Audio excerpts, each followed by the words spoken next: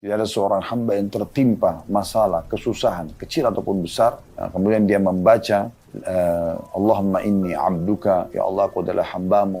Maka kata Nabi SAW, pasti Allah akan ganti kesedihannya menjadi kesenangan. Jadi ini, dan nanti pada hari kiamat, karena dianggap dia tidak mau berzikir, maka dia akan dibangkitkan dalam kondisi buta matanya. Assalamualaikum warahmatullahi wabarakatuh. Alhamdulillah, wassalatu wassalamu ala rasulillah. Segala puji dan puja kehadirat Allah subhanahu wa ta'ala, juga salawat dan taslim kepada Nabi besar Muhammad sallallahu alaihi wa alihi wa sahbihi wasallam. Satu lagi hari Allah subhanahu wa ta'ala berikan kepada kita umur, di mana seharusnya setiap muslim dan muslimah memaksimalkan umur yang diberikan ini dengan terus sibukkan diri dengan amal-amal saleh, serta juga beristighfar dan bertaubat dari kesalahan-kesalahan kalaupun pernah terjadi, serta juga berusaha meningkatkan kualitas daripada ilmu yang dia miliki secara kuantitas juga, serta jenis-jenis ibadah yang memang dia wajib kerjakan dan disunnahkan juga dalam syariat Allah subhanahu wa ta'ala. Dan kita memohon kepada Allah subhanahu wa ta'ala di awal pertemuan kita ini agar Allah subhanahu wa ta'ala menerima seluruh amal saleh yang pernah kita kerjakan, yang sedang kita kerjakan, akan kita kerjakan sampai menjelang ajal datang nanti dengan pahala yang sempurna. Dan semoga Allah panjangkan umur kita di atas ketaatan kepadanya, kesempurnaan ilmu, kesempurnaan iman, dan kesempurnaan amal saleh. Serta juga diampuni segala dosa-dosa kita, kedua orang tua kita, bahkan muslimin dan muslimat, mukminin dan mukminat yang hidup dan juga yang sudah meninggal. Serta kita selalu doakan agar negara kita selalu terjaga persatuan, kesatuan, kemerdekaan, dan juga kenikmatan yang luar biasa yang Allah berikan dari kekayaan alam sampai menjelang hari kiamat nanti. Dan semoga Allah berikan petunjuk para pemimpin menjalankan tugas dengan baik, serta juga menjadikan kita masyarakat yang selalu gotong royong agar melakukan dan menjaga hal-hal yang terbaik yang bisa kita berikan buat negara kita, keamanan, ketentraman, persatuan dan kesatuan, sehingga juga negara kita terus maju dan menjadi contoh bagi negara yang lain. Serta kita selalu doakan saudara-saudara kita di Palestina yang sedang tertindas, dan di Syria, di Yaman, di Irak, dimanapun yang sedang tertindas, semoga Allah ikhlaskan niat mereka, terima para syuhada mereka, muliakan Islam di tangan mereka dan tangan kita semua, dan semoga Allah subhanahu wa ta'ala dengan kemahamurahannya memberikan kepada kita pahala bersama mereka, baik dengan doa kita, dengan harta kita, dan juga dengan jiwa kita bila Allah mudahkan. Dan semoga Allah satukan kita semua berkumpul di surga firdausnya tanpa hisab, sebagaimana ia satukan kita dalam majelis ilmu yang mulia ini. Allahumma amin. Seperti biasa teman-teman sekalian, di Kamis kita akan lanjutkan bedah buku kita 10 penyebab lapangnya hati. Karena kita sudah tahu hati itu adalah raja dari tubuh manusia, di mana setiap orang di antara kita pastinya teman-teman sekalian berharap agar tubuhnya sehat, ya. Kemudian juga selalu beraktivitas pada hal-hal yang positif, baik itu di pandangan Allah subhanahu wa ta'ala ataupun di mata manusia, ya. Dan tentu kita terus berprestasi. Nah, semua itu bermula daripada raja tubuh ini, yaitu hati manusia. Di saat hati itu lapang, hati itu tenang, ya, hati itu berada di posisi yang prima, maka secara otomatis anggota tubuh yang lain juga akan ikut. Tapi kapan hati itu gelisah, ya, gundah, kemudian bersedih dan dipenuhi dengan penyakit-penyakit hati dari iri, dengki, dan yang sejenisnya, maka secara otomatis anggota tubuh juga akan berpengaruh. Sesuai dengan sabda Nabi SAW, sesungguhnya dalam diri manusia, di tubuh manusia itu ada segumpal darah yang kalau dia baik maka akan baik seluruh tubuh, kalau dia buruk maka akan buruk seluruh tubuh. Itu adalah hati manusia. Nah, kita sedang membahas teman-teman sekalian bagaimana di saat seseorang muslim menghadapi masalah-masalah yang membuat hatinya gundah, gelisah, apa yang harus dia lakukan. Kita sudah membahas 3 poin, ya, sebelum pertemuan ini tentunya. Yang pertama adalah bagaimana mentauhidkan Allah subhanahu wa ta'ala. Dia banja, mau mohon, ya, merengek sama Tuhannya Allah. Kalau dia sedang merasakan nikmat, maka dia memohon agar nikmat itu dipertahankan dan ditambah oleh Allah subhanahu wa ta'ala, dan boleh tamak dengan rahmat Allah. Serta kalau dia sedang menghadapi masalah, dia hanya memohon kepada Allah subhanahu wa ta'ala. Karena kalau dia sedang mendapatkan nikmat, yang ciptakan dia Allah, yang ciptakan juga nikmat itu Allah, yang bisa mempertahankan hanya Allah. Dan kalau dia sedang menghadapi satu musibah atau ujian, maka yang ciptakan dia Allah, yang ciptakan ujian itu Allah, yang bisa mengeluarkan dia dari masalah itu hanya Allah saja. Ini sudah panjang lebar kita jelaskan tentunya. Kemudian yang kedua, bagaimana kita berprasangka baik kepada Allah. Apapun takdir Allah Subhanahu wa taala, selalu kita berpikir positif. Kalau itulah yang terbaik yang sudah Allah berikan kepada kita, maka Allah akan memberikan sesuai dengan keyakinan kita. Kemudian yang ketiga adalah bagaimana seseorang bermodalkan ilmu syar'i yang luas, yang banyak. Islam adalah agama ilmu. Tidak ada batasan dalam mempelajari ilmu agama dan selalu saja dianjurkan kita mengejar keutamaan majelis-majelis ilmu. Sehingga memang dalam keseharian seorang muslim dan muslimah adalah ilmu. Bagaimana dia sibuk dari majelis ilmu ke ilmu yang lain. Selalu merasa haus untuk mengetahui apa yang diperintahkan dan dicintai oleh Sang Pencipta Allah. Dan juga selalu meninggalkan apa yang dilarang oleh Allah SWT. Orang kalau punya ilmu agama yang cukup, maka dadanya akan lapang. Karena dia tahu bagaimana bermuamalah dengan apa yang sedang dia hadapi. Nikmat tadi dia bersyukur, kalau ujian maka dia bersabar dan terus dia lebih manja kepada Tuhannya Allah Subhanahu wa taala. Sekarang kita masuk yang keempat, hal yang melapangkan dada dari 10 penyebab lapangnya dada, yaitu berzikir dan juga berdoa kepada Allah Subhanahu wa taala. Subhanallah, teman-teman sekalian, banyak di antara muslimin tidak memahami masalah ini. Kalau betul-betul apa yang Allah firmankan dalam kitabnya, ala bizikrillahi tatmainnul qulub, bukankah dengan berzikir kepada Allah maka hati-hati itu akan merasa tentram. Banyak orang menganggap ya zikir itu kapan ada saja waktu. Dia tidak menjadikannya sebagai makanan ya buat ruhnya. Padahal sebenarnya sebagaimana Anda kalau lapar Anda segera mengejar makanan ya secara fisik ya, misalnya nasi, lauk pauk, kemudian Anda kalau haus Anda segera mencari minum supaya haus atau dahaga Anda hilang. Kalau Anda capek Anda segera mencari tempat tidur untuk istirahat misalnya. Kalau Anda sakit Anda segera konsultasi dengan dokter untuk mendapatkan obat yang terbaik misalnya. Nah teman-teman sekalian, ini semua ya boleh saja, bukan tidak boleh. Tetapi ada hal yang lebih besar daripada itu. Ya, yaitu bagaimana kita memberikan makanan ruh kita. Berapa banyak orang teman-teman sekalian jasadnya sehat, tapi ruhnya rusak, sakit, tidak pernah diberikan makanan. Nah, makanan ruh itu adalah keimanan, ya. Kemudian berzikir kepada Allah Subhanahu Wa Taala, membaca Al-Quran. Ini semua untuk ruh kita. Berapa banyak orang yang fisiknya mungkin ya kecil, mungkin tidak berotot, tetapi ruhnya sangat besar. Anda pernah dengar mungkin nama seorang sahabat namanya Julaibib radhiyallahu anhu. Julaibib orang yang badannya sangat kecil, wajahnya jelek. Disebutkan dalam riwayat seperti itu. Tetapi subhanallah, karena ruhnya kuat, sehat, ya, selalu diisi dengan keimanan, ilmu agama, ya, berzikir, ibadah-ibadah secara umum. Maka akhirnya dia berhasil ditemukan mati syahid di salah satu peperangan dengan di sekitarnya terbunuh di tangan dia 6 atau 7 orang-orang musyrik. Sampai Nabi SAW menggendongnya sambil mengatakan, sesungguhnya saksikan ya Allah, dia bagian dari aku dan aku bagian dari dia. Ada juga orang yang badannya sangat besar, kekar, tapi karena kosong secara keimanan, maka lemah ruhnya. Orang seperti ini lemah, tidak akan mudah untuk melalui masalah-masalah yang mereka hadapi. Ya. Teman-teman kita sekarang di Gaza memperlihatkan kepada kita bagaimana kalau ruh itu sehat, maka luar biasa. Sebesar apapun tantangan yang datang dalam hidupnya bisa dilalui. Dengan sangat tenang, mayoritas mereka, tidak semua. Ada di antara mereka juga memang mungkin yang lemah iman. Tapi mayoritasnya kita temukan masih bisa tersenyum di sebelah puing-puing rumah, masjid, ya, kantor, toko mereka.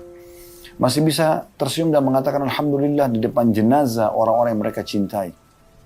Masih bisa tersenyum di saat mereka hanya bisa makan rumput-rumput, bekas-bekas makanan, meminum air yang didapatkan netes dari saluran-saluran yang tidak jelas bersih atau tidak.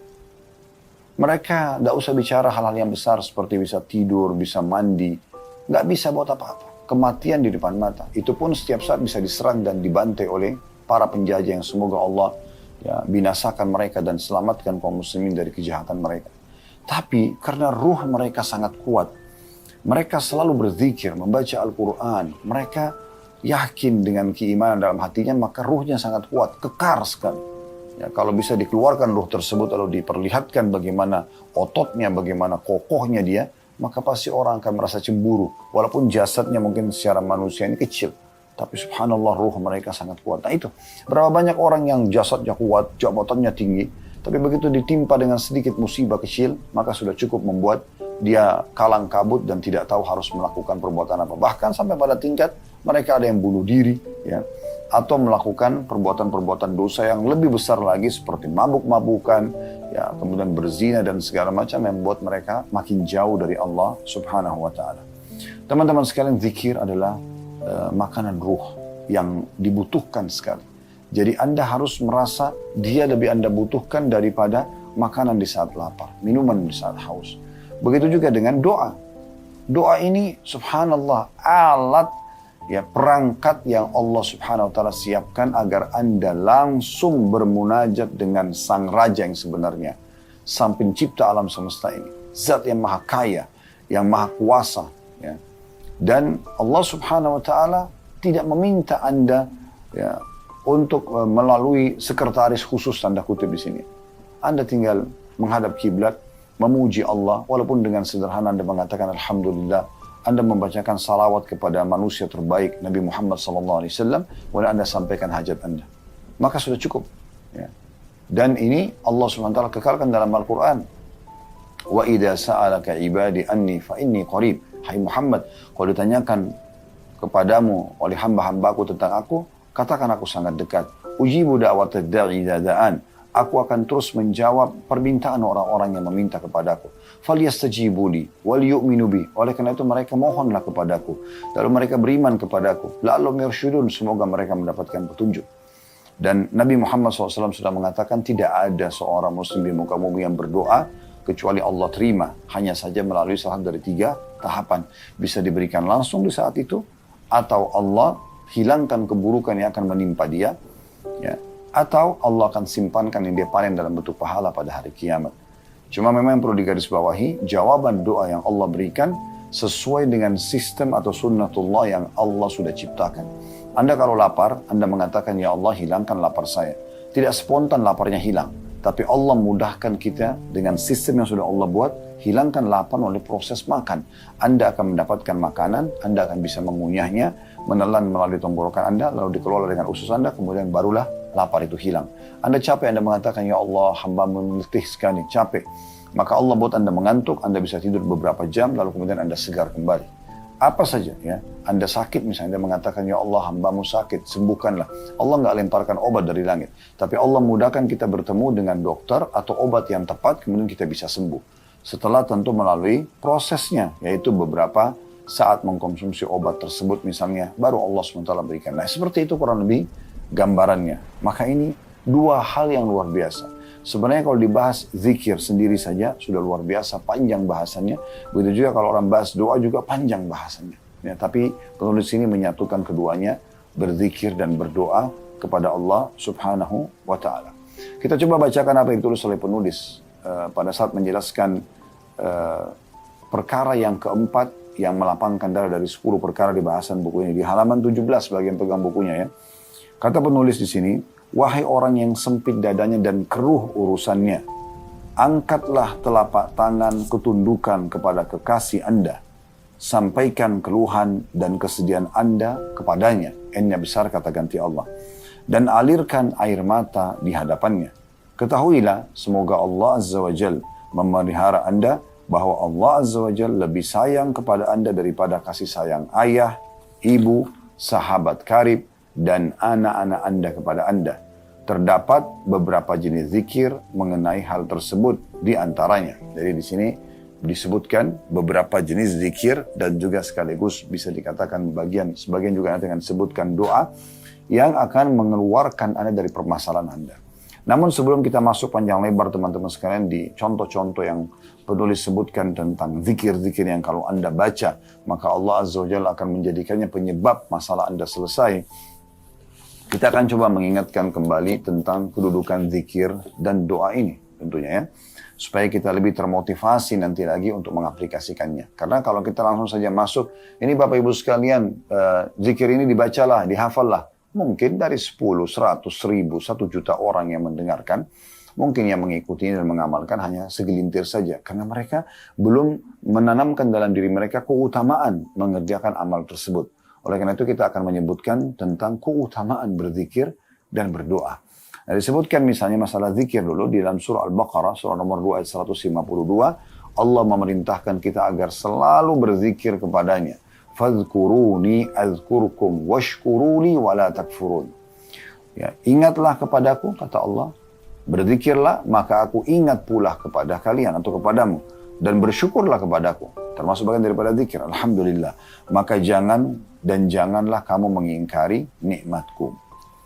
Kemudian juga dalam surah Al-Ahzab, Allah tidak perintahkan kita untuk berzikir saja, tapi berzikir yang banyak, merasa memang butuh dengan zikir itu. Walaupun lagi sedang tidak ada masalah ya, tetap kita berusaha berzikir, istighfar, la haula wa la quwata illa billah, subhanallah, walhamdulillah, wa la ilaha illallah, Allahu akbar, Allahumma salli ala Muhammadin wa ala ali Muhammad misalnya.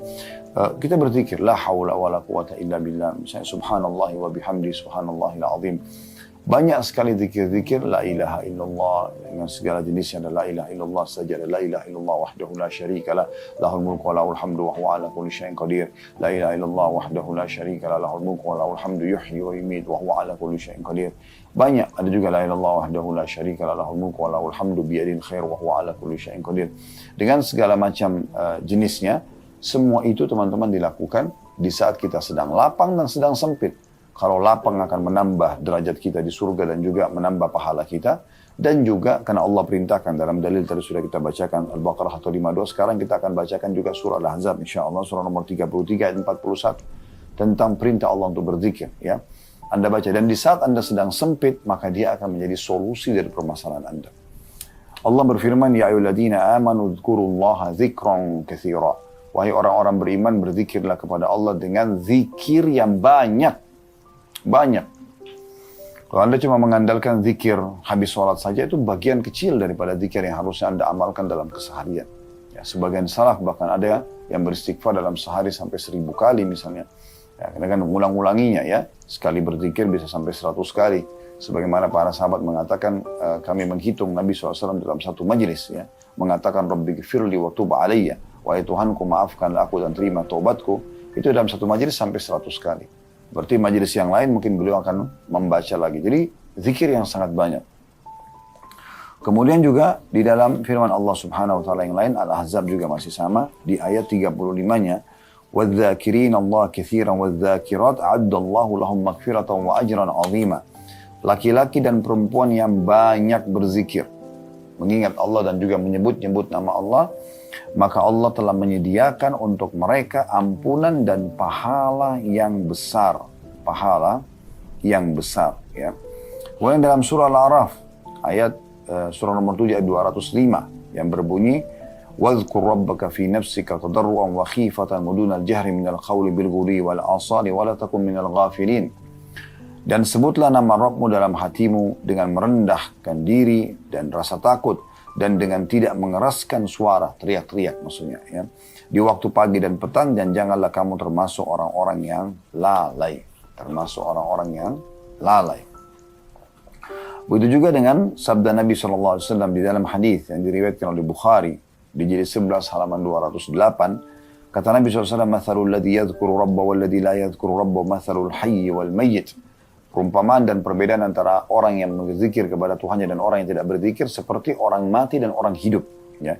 Seperti orang hidup dan orang mati. Orang yang berzikir seperti orang hidup dan orang yang tidak berzikir seperti orang yang mati. Anda bisa bedakan antara orang yang hidup duduk di satu sisi sebelahnya diletakkan jenazah. Akan sangat berbeda. Ini bisa melihat, ini bisa mendengar, ini bisa beraktivitas, bisa bersuara, masih bisa menambah amalnya, masih bisa beristighfar dari urusannya. Ini sudah tidak bisa sama sekali. Nah, sampai diberikan perumpamaan seperti itu. Seperti orang hidup dan orang mati kalau orang yang berzikir dengan tidak berzikir. Jadi sebenarnya makna hadis ini teman-teman sekalian, hadis Bukhari yang sahih ini, kalau ada orang yang hidupnya tidak ada zikir kepada Allah SWT atau sedikit sekali zikirnya, seperti orang yang mati. Ya. Seperti percuma dia hidup. Dia tidak mengingat Tuhannya Allah Subhanahu wa ta'ala. Dalam sebuah hadis yang lain, diriwayatkan Imam Muslim, "Mathalul bait alladhi yuzkaru Allah fi wal bait alladhi la yuzkaru Allah fi mathalul hayy wal mayyit." Perumpamaan rumah yang di dalamnya ada zikir kepada Allah dan rumah yang tidak ada zikir di dalamnya kepada Allah, perumpamaan seperti orang hidup dan juga orang yang sudah meninggal. Jadi di sini bukan hanya sekedar dia lagi duduk saja di musallahnya, tapi di rumahnya juga dia berzikir, di kendaraannya juga dia berzikir. Ya.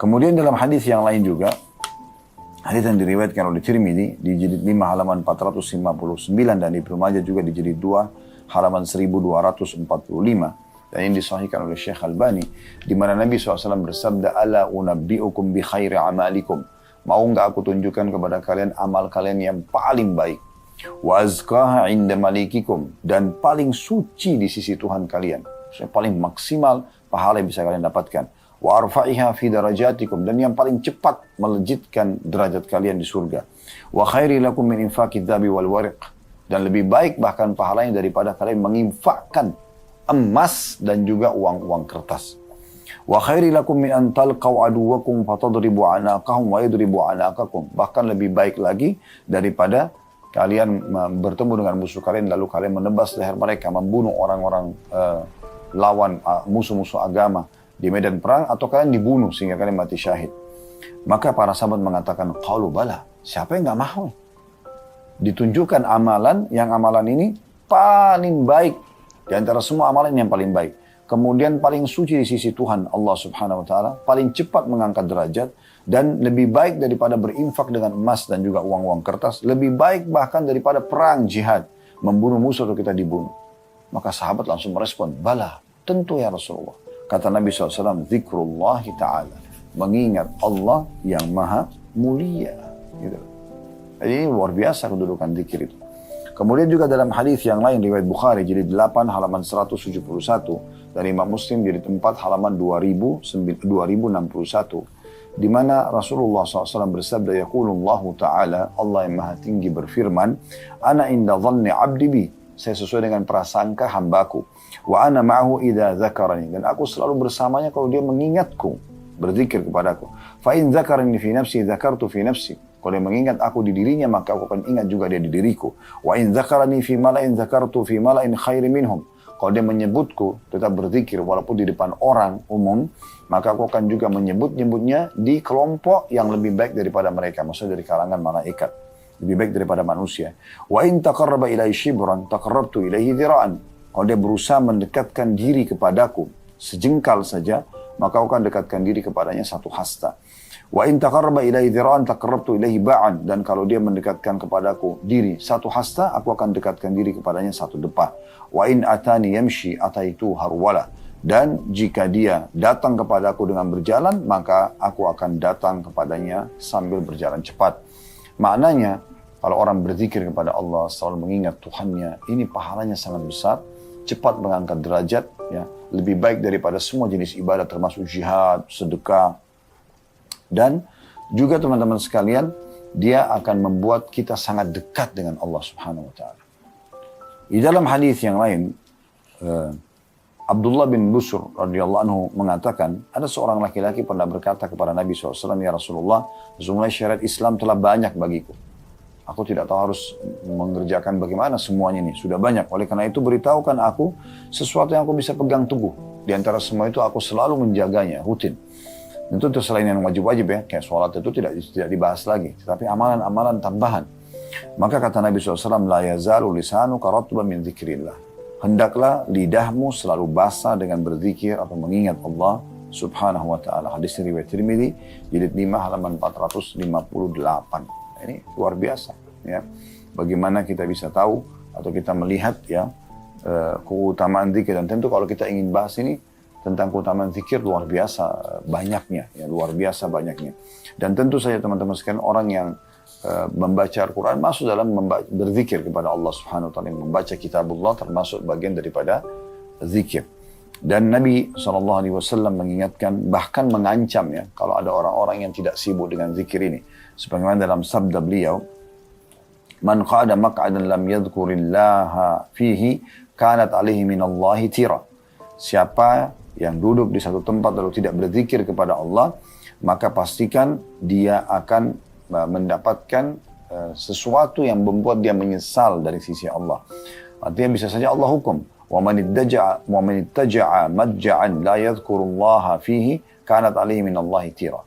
Dan barang siapa yang tidur atau berbaring di sebuah tempat tidur, kemudian tidak berzikir kepada Allah, maka juga sama, dia akan menjadi kekurangan dan penyesalan atasnya dari Allah nantinya. Ya. Kemudian juga dalam riwayat yang lain, diriwayatkan oleh Tirmidzi dan disahihkan oleh Syekh Albani, kata Nabi SAW, "Ma jalasa qaumun majlisan lam yadhkurullaha fihi wa lam yusallu ala nabiyyihim illa kana alaihim tira, fa in syaa'a adzabu wa in syaa'a ghafara lahum." Tidaklah satu kaum duduk di satu majlis di mana mereka tidak berzikir atau mengingat dan menyebut-nyebut Allah di dalamnya dan tidak membaca salawat kepada Nabi mereka, kecuali akan menjadi kekurangan atau penyesalan atas mereka. Jika Allah menghendaki, maka dia akan menyiksa mereka, dan jika Allah menghendaki, maka Allah akan mengampuni mereka. Ya. Dalam riwayat yang lain, riwayat ini sangat tegas ya, diriwayatkan Abu Daud dan Ahmad, dan ini disahihkan oleh Syekh Albani juga. Kata Nabi SAW, "Ma min qaumin yakumuna min majlisin la yadhkuruna Allah fihi illa qamu an mithli jifani himar wa kana lahum hasra." Tidak ada satu kaum berdiri atau bubar dari satu majlis di mana mereka tidak berzikir atau mengingat dan menyebut-nyebut Allah di dalamnya, kecuali mereka berdiri laksana berdiri dari bangkai seekor keledai, yang hal itu menjadi penyesalan bagi mereka nanti pada hari kiamat. Ya. Sementara doa ini masuk sebenarnya dalam karena orang kalau berdoa baca Quran masuk dalam umumnya zikir ya. Tetapi kita bisa lihat bagaimana kedua ini digabungkan, mulai dari mau tidur sampai kita tidur lagi, semua diikuti dengan doa. Ada doa mau tidur, ada doa terkaget pada saat tidur, ya, terkaget malam kita baca doa, ada doa bangun tidur, ada doa masuk kamar mandi, ada doa mau berudu, ada doa keluar dari kamar mandi, ada doa pada saat menuju keluar rumah, ke masjid atau ke pekerjaan, ada doa pada saat melihat ada orang yang diuji oleh Allah di jalanan dengan penyakit misalnya, atau hal-hal yang kita tidak senangi, boleh kita berdoa agar kita diselamatkan dari hal tersebut. Kalau kita dengarkan tentang surga atau nikmat, kita meminta agar Allah berikan. Kalau kita mendengarkan tentang siksaan, kita berlindung kepada Allah Subhanahu wa Ta'ala. Ya. Kemudian ada banyak sekali, ada doa makan, doa habis makan, ya. Dan banyak ulama menyusun bab zikir dan doa ini sampai menyusun ratusan jenis doa yang bisa kita amalkan tentunya. Yang penting teman-teman sekalian harus difahami baik-baik bagaimana kita ikhlas dalam mengamalkan semua ini, dan memang betul-betul kita niat ingin mendekatkan diri kepada Allah Subhanahu wa Ta'ala dengan zikir dan doa ini, sehingga betul-betul nanti dia bisa bermakna. Salah satu ciri orang yang seperti apa yang kami sampaikan tadi, dia ikhlas, dia tulus, maka kita akan temukan orang itu sangat menikmati zikirnya dan doanya. Dengan sangat tenang dia berzikir, astagfirullah, astagfirullah, astagfirullah, la hawla wa la quwata illa billah, subhanallah, walhamdulillah, wa la ilaha illallah, Allahu akbar. Dia terus menikmati dengan menggerakkan jarinya, menghitung. Ya. Ini semua adalah orang yang betul-betul menikmati. Kalau orang yang berzikir buru-buru, ya, maka itu mungkin bisa dicurigai tanda kutip kalau orang ini terganggu keikhlasannya. Apalagi kalau orang sama sekali tidak berzikir, tentunya itu sudah jauh dari Allah Subhanahu wa Ta'ala. Begitu juga dengan doa, teman-teman sekalian. Jangan berdoa di saat kita sedang sempit saja, lagi sakit, lagi terlalu utang, baru sibuk berdoa. Setelah itu Allah berikan jalan keluar, Allah kabulkan, jauh dari doa. Subhanallah. Anda mau dimudahkan urusan Anda di saat Anda sedang butuh, maka dengarkan hadis Nabi SAW, kenalilah Tuhanmu di saat kamu sedang lapang, maka dia akan mengenalimu di saat kamu sedang sedih. Ya. Jadi betul-betul nanti kalau kita butuh di saat kita sedang sedih, Allah Subhanahu wa Ta'ala akan berikan kepada kita, karena di saat lapang kita selalu mendekatkan diri kepadanya. Baik, kita kembali ke buku kita, teman-teman sekalian. Penulis setelah mengingatkan tadi apa yang kita sudah bacakan ya, saya ulangi kembali supaya lebih jelas satu paragraf ini. Wahai orang yang sempit dadanya dan keruh urusannya, angkatlah telapak tangan ketundukan kepada kekasih Anda. Sampaikan keluhan dan kesedihan Anda kepadanya, yang besar Allah. Dan alirkan air mata Anda di hadapannya. Ketahuilah semoga Allah Azza wa Jal memelihara Anda, bahwa Allah Azza wa Jal lebih sayang kepada Anda daripada kasih sayang ayah, ibu, sahabat karib, dan anak-anak Anda kepada Anda. Artinya, kalau Anda yakin Anda punya masalah, Anda bisa curhat ya dengan orang-orang terdekat dan Anda mendapatkan solusi, maka Allah lebih tepat untuk itu. Karena kalau kita sedang hadapi masalah, sebagaimana sudah kami jelaskan, maka yang ciptakan Anda Allah, yang ciptakan masalah itu Allah, ini yang bisa memberikan jalan keluar hanya Allah Azza wa Jal. Jadi beruntunglah orang yang faham masalah ini. Dan bagaimana Nabi SAW selalu mengingatkan ya kita semuanya agar kembali kepada Allah. Bahkan beliau mengatakan kalau kalian memohon kepada Allah, mohonlah walaupun sampai tali sendal kalian putus misalnya. Maka mohon kepada Allah, manja dan merengek kepada Allah Subhanahu wa Ta'ala. Dan Allah mencintai hamba-hambanya yang suka berzikir dan berdoa kepadanya. Baik, di sini penulis mengatakan terdapat zikir-zikir yang bisa membantu Anda keluar dari permasalahan-permasalahan sedang Anda hadapi, karena kita sedang bicara bagaimana kalau dada itu sedang sempit supaya dia bisa lapang. Yang pertama disebutkan riwayat Abdullah bin Abbas radhiyallahu anhu, ia mengatakan bahwasanya Rasulullah SAW bersabda dalam hadis Bukhari dan Muslim. Itu bisa Bapak Ibu lihat yang mengikuti buku ini ya di halaman 18. Yaitu Nabi SAW biasa mengucapkan, kata Abdullah bin Abbas radhiyallahu anhu, pada saat kesusahan, la ilaha illallahul azimul halim, la ilaha illallahu rabbul arshil azim, la ilaha illallahu rabbus samawati wa rabbul ardi wa rabbul arshil karim. Jadi ini potongan-potongan zikir yang kalau Anda baca, maka pastikan teman-teman sekalian akan selesai urusan Anda. Jadi kalau Nabi SAW dalam kesulitan selalu membaca ini sehingga Allah berikan jalan keluar dari permasalahannya. Potongan pertama dari zikir ini, la ilaha illallahul azimul halim. Tidak ada Tuhan yang berhak disembah ya, kecuali Allah yang maha agung lagi maha penyantun. Al-azim, agung, al-halim, penyantun. Artinya yang akan memenuhi kebutuhan dan permohonan hamba-hambanya. Ini potongan pertama. Hafal baik-baik di luar kepala Anda. La ilaha illallahul azimul halim. Ya. Jadi fahami maknanya, Anda akan mudah menghafalnya. Tidak ada Tuhan yang berhak disembah kecuali Allah yang maha agung dan yang maha penyantun. Al-azim, agung, al-halim, penyantun. Potongan kedua. La ilaha illallahu rabbul arshil azim. La ilaha illallah, tidak ada Tuhan yang berhak disembah kecuali Allah. Rabbul arshil azim, pemilik singgasana yang agung. Pemilik singgasana yang agung. Jadi sini potongan kedua. Kalau tadi la ilaha illallahul azimul halim, tidak ada Tuhan yang berhak disembah kecuali Allah yang maha agung dan maha penyantun. Yang kedua, la ilaha illallahu rabbul arshil azim. Tidak ada Tuhan yang berhak disembah kecuali Allah, pemilik singgasana yang agung. Potongan ketiga, la ilaha illallahu rabbus samawati wa rabbul ardi wa rabbul arshil karim. La ilaha illallah, tidak ada Tuhan yang berhak disembah kecuali Allah, rabbus samawati wa rabbul ard. Tuhan dan pemilik semua yang di langit, dan juga Tuhan dan pemilik semua yang di bumi, dan pemilik singgasana yang mulia. Pemilik singgasana yang mulia. Jadi 3 potongan zikir. La ilaha illallahul azimul halim, la ilaha illallahu rabbul arshil azim, la ilaha illallahu rabbus samawati wa rabbul ardi wa rabbul arshil karim. Jadi 3 potongan ini kalau Anda baca dengan izin Allah Subhanahu wa Ta'ala, permasalahan Anda akan diselesaikan. Kalau Anda berdoa setelahnya, akan diterima doa Anda. Ya.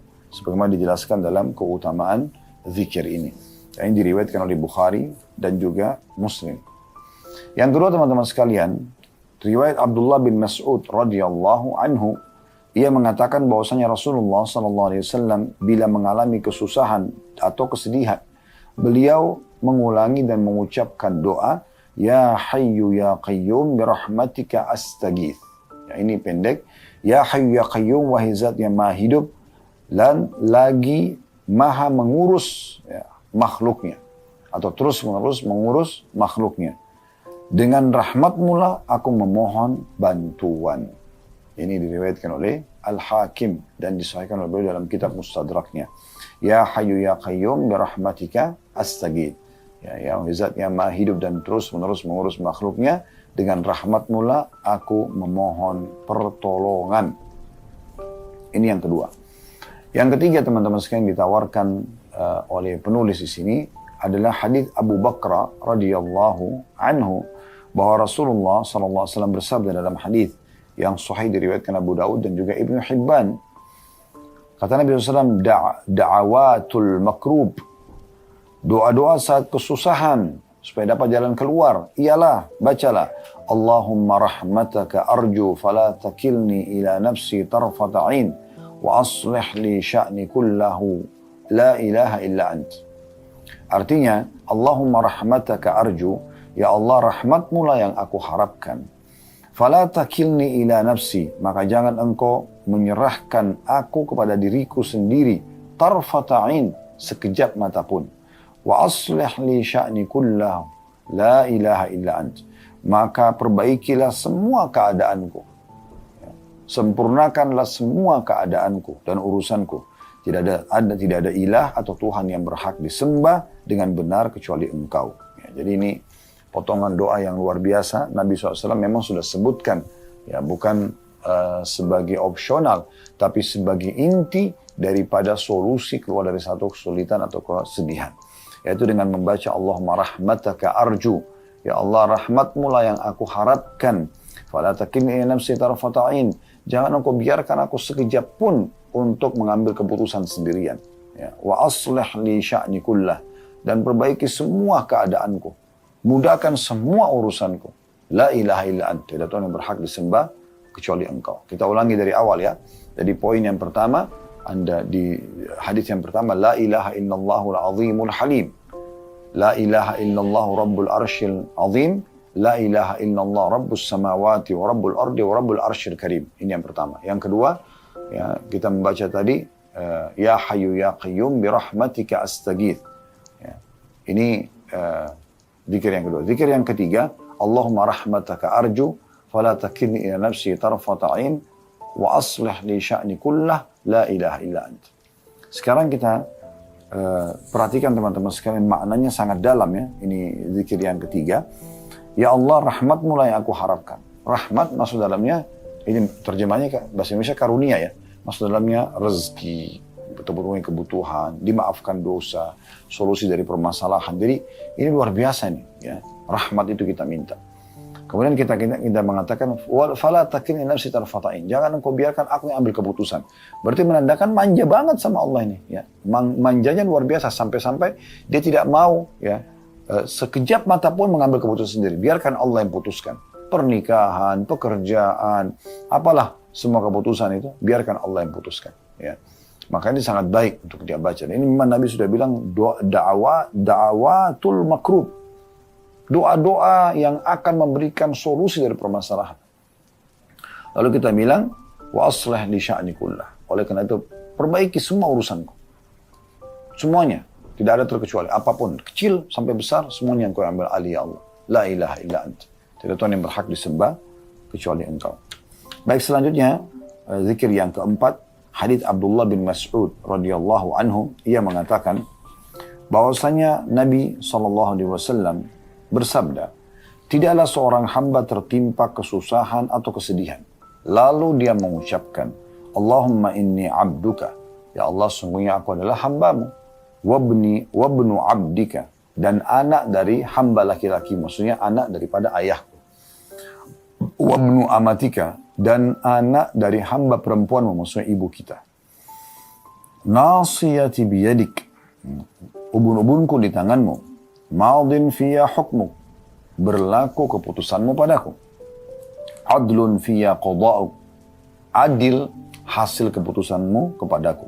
As'aluka bikulli ismin huwalak, aku minta dengan nama-nama semua yang kau miliki.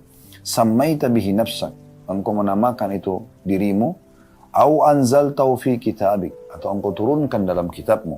Au 'allamtahu ahadan min khalqik, atau engkau mengajarkan kepada salah satu dari hamba-hambamu. Au ista'tharta bihi fi 'ilmil ghaibi 'indak, atau engkau menyimpannya di ilmu gaib di sisimu. Antaj'al al-Qur'ana rabi'a qalbi wa nura sadri wa jala'a huzni wa dhahaba hammi. Agar engkau menjadikan ya Allah Al-Quran sebagai bunga hatiku, cahaya dadaku, penghilang kesedihanku, dan penyebab atau pelenyap kesusahanku. Kalau orang baca ini kata Nabi SAW, illa adhaballahu azza wa jal hammahu wa abdalahu makana huznihi faraha. Pastikan, kata Nabi SAW, kalau dia sudah baca ini, ya, maka Allah akan menghilangkan kesedihannya dan Allah akan menggantikan kesedihannya dengan kegembiraan. Ini luar biasa, ya. Allahumma inni abduka wa ibnu abdika wa ibnu amatika nasiyati biyadik madin fiya hukmuk adlun fiya qada'uk as'aluka ya Allah bikulli ismin huwa lak سميت به نفسك أو أنزلته في كتابك أو علمته أحدا من خلقك أو استأثرت به في علم الغيب عندك أن تجعل القرآن كريم ربيع قلبي ونور بصري وجلاء حزني وذهاب همي ya. Ini berarti sampai sini orang kalau baca maka dipastikan akan hilang semua, lenyap semua kesedihannya. Kalau Anda baca sekali, Anda merasa masih kurang. Misalnya masih belum 100% temukan solusinya. Baca lagi yang kedua kali, baca yang ketiga kali, ulang-ulangi. Dan penuh keyakinan dalam hati, pasti Rasulullah SAW benar. Pasti Allah benar dengan janjinya. Akan Anda dapat apa yang Anda inginkan dan apa yang dijanjikan di sini. Tapi ingat, dengan ikhlas dan keyakinan, Allah akan kasih. Makin kuat tauhid Anda, pengesahan Anda kepada Allah dan ketergantungan Anda kepada Allah, maka makin nyata depan mata hasil dari dan efek apa yang dijanjikan oleh Allah Subhanahu wa taala dan Rasulnya Muhammad sallallahu alaihi wa ala alihi wa sahbihi wasallam. Ini luar biasa. Jadi jangan disia-siakan ini, ya. Ini zikir yang luar biasa yang harusnya kita selalu baca. Tentu saya teman-teman sekalian, kalau ada yang mengatakan bagaimana kalau saya mau berdoa tapi dalam bahasa saya saja.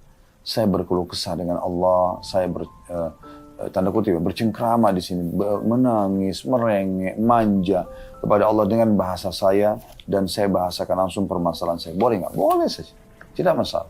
Ya, tapi saran kami, zikir-zikir tadi yang disarankan ini oleh penulis 4 tadi kita dikasih pilihan, usahakan disisipkan pada saat Anda menyampaikan hajat Anda. Saya ulangi lagi, yang pertama adalah La ilaha illallahul azimul halim. Tidak ada Tuhan yang berhak disembah kecuali Allah yang maha agung dan maha penyantun. La ilaha illallah rabbul arshil azim. Tidak Tuhan yang berhak disembah kecuali Allah, pemilik singgasana yang agung. La ilaha illallah rabbus samawati wa rabbul ardi wa rabbul arshil karim. Tidak Tuhan yang berhak disembah kecuali Allah, pemilik pencipta dan penguasa seluruh alam semesta, langit dan juga pemilik dan pencipta semua ada di bumi, pemilik singgasana yang mulia. Ini yang pertama. Yang kedua tadi, Ya Hayyu Ya Qayyum, wahai zat yang maha hidup dan terus mengurus makhluknya, birahmatika astaghith, dengan rahmatmu lah aku meminta pertolongan. Yang ketiga, tadi sudah disebutkan ya, yang juga sangat baik untuk kita baca ya, yaitu kita membaca Allahumma rahmataka arju, ya Allah rahmatmu lah yang aku harapkan, fala takilni ila nafsi tarfata'in, maka jangan engkau membiarkan aku mengambil keputusan sendirian walaupun cuma sekejap mata. Wa aslih li sya'ni kullah, dan perbaiki semua perkara urusanku. La ilaha illa anta, tidak Tuhan yang berhak disembah kecuali engkau. Kemudian yang terakhir, yang keempat tadi adalah bagaimana Nabi SAW mengatakan tidak ada seorang hamba yang tertimpa masalah, kesusahan, kecil ataupun besar. Nah, kemudian dia membaca Allahumma inni abduka, ya Allah aku adalah hambamu, wa ibnu abdika, anak dari hamba laki-laki maksudnya ayahku, wa ibnu amatika, dan anak dari hamba perempuan maksudnya ibu kita, nasiyati biyadik, ubun-ubunku di tanganmu, madin fiya hukmuk, berjalan kepadaku takdirmu atau keputusanmu, adlun fiya qada'uk, sangat adil keputusanmu kepadaku. Kemudian kita mengatakan as'aluka bikulli ismin huwalak, aku mohon kepadamu dengan atas namamu yang semua kau miliki, samaita bihi nafsak, engkau telah menamakan dirimu dengan nama-nama itu, au anzaltahu fi kitabik, atau engkau turunkan dalam kitabmu, au allamtahu ahadan min khalqik, atau engkau mengajarkannya kepada salah dari hamba-hambamu, au ista'tharta bihi fi ilmil ghaibi indak, atau engkau menyimpan di sisimu ya, di ilmu ghaib ya. Antaja'al Qur'ana karima rabi'a qalbi, agar engkau menjadikan Quran yang mulia sebagai bunga hatiku atau hiasan dalam hatiku, wa nura sadri, dan cahaya dadaku, wa jala'a huzni wa dhahaba hammi, dan semoga juga bisa menghilangkan kesedihanku dan juga menghilangkan atau menyelapkan kesedihanku, kesumpekanku ya. Maka kata Nabi SAW, pasti Allah akan ganti kesedihannya menjadi kesenangan. Jadi ini bentuk-bentuk zikir yang luar biasa yang harusnya sudah di luar kepala, dihafal oleh setiap muslim, dan dia selalu mengucapkan agar mendapatkan solusi dari permasalahan. Sebagai penutup, kata penulis ini, dan zikir-zikir lainnya yang disinyalir dalam bab ini dan yang juga semisalnya. Maksudnya beliau berkata, ada zikir-zikir yang tidak disebutkan di sini. Tetapi dia sebenarnya masuk juga, ya, kalau Anda menemukan misalnya dalam satu buku ada riwayat-riwayat lain, maka itu juga bisa masuk dalamnya. Seperti misalnya sabda Nabi SAW, siapa yang melazimi istighfar, selalu mengucapkan istighfar, maka Allah akan jadikan dari setiap permasalahan dan kesedihannya jalan keluar. Dan Allah berikan rezeki dari tempat tidak disangka-sangka. Kan gitu ada ya contohnya. Lalu kata beliau, penulis sebagai penutup di paragraf terakhirnya, hendaklah Anda, semoga Allah Azza wa Jalla memberkahi Anda, berkeinginan keras untuk senantiasa berzikir kepada Allah Azza wa Jalla dan tidak berpaling darinya. Karena Allah Azza wa Jalla berfirman di dalam ayat Al-Quran surah Taha, surah nomor 20 ayat 124. Dan ini kekal ditilawakan oleh orang-orang beriman. وَمَنْ أَعْرَضَ عَنْ ذِكْرِي فَإِنَّ لَهُ مَعِيشَةً ضَنْكًا وَنَحْشُرُهُ يَوْمَ الْقِيَامَةِ أَعْمَى. Dan barang siapa yang berpaling dari peringatanku, ya, maka dia tidak mau berzikir. أَعْرَضَ عَنْ ذِكْرِي, dia menolak, tidak mau berzikir. فَإِنَّ لَهُ مَعِيشَةً ضَنْكًا, maka dia akan mendapatkan kehidupan yang sempit. وَنَحْشُرُهُ يَوْمَ الْقِيَامَةِ أَعْمَى, dan kami akan bangkitkan dia pada hari kiamat dalam kondisi buta. Jadi opsinya adalah kita berzikir dapat ketentraman dan pahala yang besar, ya, atau kita menolak maka akan na'udzubillah terhina. Ya, Allah Subhanahu wa taala akan berikan kehidupan yang sempit, walaupun rumahnya luas, mobilnya mewah, hartanya melimpah, tidak ada kegembiraan, tidak ada kebahagiaan. Ya, karena memang Allah Subhanahu wa taala angkat itu, kehidupan yang sempit. Jadi walaupun fasilitas lengkap tapi tetap saja sempit dadanya. Dan nanti pada hari kiamat karena dianggap dia tidak mau berzikir, maka dia akan ya dibangkitkan dalam kondisi buta matanya. Di dunia aja kita tidak bisa lihat, sudah malah terganggu. Semoga Allah menjaga kenikmatan mata ini sampai kita meninggal dalam kondisi sehat, sempurna, dan seluruh anggota tubuh yang lainnya. Allahumma amin. Di hari kiamat kita lebih butuh penglihatan karena kita harus lihat ada neraka, ada surga. Ya. Jadi kita kalau buta betul-betul tidak tahu harus melangkah kemana. Ya. Di dunia mungkin masih ada yang pandu, di akhirat tidak ada. Maka orang-orang yang tidak mau berzikir kepada Allah, tidak mau berdoa kepada Allah, dianggap orang-orang yang sombong, karena akhirnya mereka akan dibangkitkan pada hari kiamat ya dalam kondisi buta. Ini kalau kita lanjutkan ayatnya Toha 125-nya, ya. Orang itu akan mengatakan, qala rabbi lima hasyartani a'ma wa qad kuntu basira. Wahai Tuhanku, kenapa engkau bangkitkan aku dalam kondisi buta, padahal dulu aku di dunia dalam kondisi melihat. Ya. Maka dia sendiri di dunia berarti orang ini melihat, bukan dasarnya orang buta gitu ya. Tetapi dia orang melihat yang akhirnya Allah butakan matanya karena tidak mau berzikir. Ya. Qala rabbi lima hasyartani a'ma wa qad kuntu basira. Qala kadzalika atatka ayatuna fanasita wa kadzalika al-yawma tunsa. Itu semua karena kamu di dunia telah datang kepada peringatan-peringatan dari kami, tapi kamu lalaikan. Kamu nggak mau ngahkan gitu. Maka pada hari ini juga kau akan dilupakan. Kau akan dilupakan. Jadi luar biasa ya. Satu sisi zikir dan doa itu punya keutamaan yang sangat besar, dan beruntunglah orang yang selalu menjadikan ini sebagai perangkat hidupnya.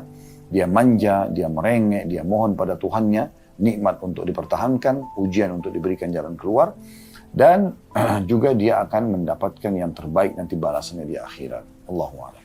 Ini bahasanya teman-teman sekalian, ke depannya insya Allah kita akan masuk tentunya ke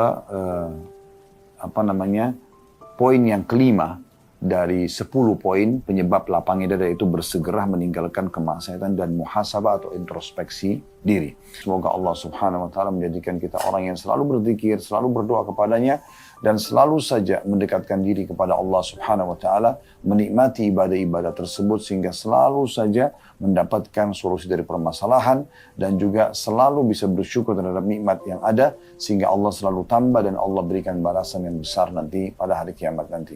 Selalu semangat teman-teman sekalian dalam ibadah, maksimalkan umur yang Allah berikan, walaupun cuma 1 detik, 2 detik, apalagi kalau sampai sehari, seminggu, sebulan, jangan diisi dengan hal-hal yang melalaikan. Subhanakallahumma bihamdika, asyhadu an la ilaha illa anta astaghfiruka wa atubu ilaik. Wassalamualaikum warahmatullahi wabarakatuh.